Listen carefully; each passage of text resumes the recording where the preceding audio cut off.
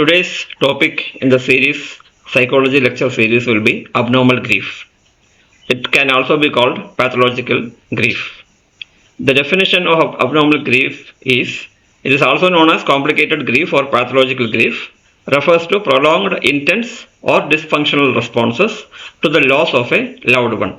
It goes beyond the expected emotional, psychological, and physical reaction seen in normal grief. So we have to be distinguishing between abnormal grief or pathological grief with normal grief. The symptoms will be differing. The types of abnormal grief are: number one, chronic grief.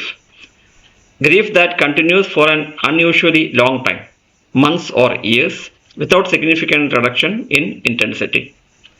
An example is a woman whose son died at 5 years age, still talks about him daily as if the death just occurred, avoids any change in her lifestyle, and hasn't returned to work or normal life. This is chronic stuff, chronic grief. It has to be for unusually long time. The second one is delayed grief.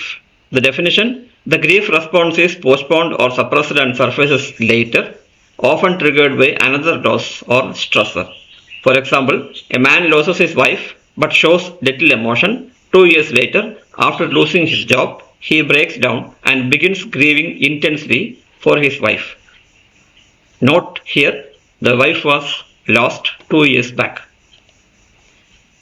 The third type of grief is exaggerated grief.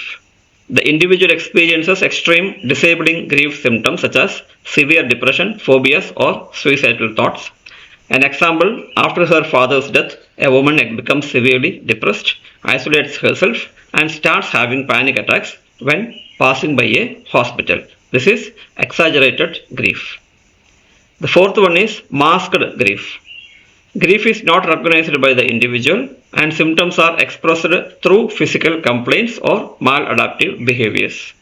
A man starts drinking heavily and develops chronic stomach pain after his brother's death, but does not associate these symptoms with grief. So this is called masked grief. And key features of abnormal grief are intense yearning or preoccupation with the deceased, inability to accept the death, avoidance of reminders of the loss, extreme guilt, self-blame, or feelings of worthlessness, difficulty resuming normal life activities. Differences between normal and abnormal grief. In normal grief and abnormal grief, duration for normal grief it is gradually subsides. For abnormal grief, persists over time. In functionality, normal grief daily life resumes. In abnormal grief, impairs daily function. In emotions, normal grief, sadness and longing, and in abnormal grief, it is severe depression, panic and guilt. In acceptance feature, normal grief eventually occurs, and in abnormal grief, often delayed or denied.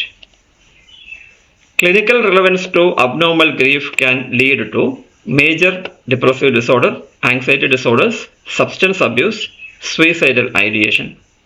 In conclusion, while grief is normal human response to loss, when it becomes prolonged, intense or dysfunctional, it requires clinical attention. Early identification and appropriate intervention such as grief counseling or psychotherapy can prevent long-term complication. The main idea is to differentiate between normal grief and the clinical grief.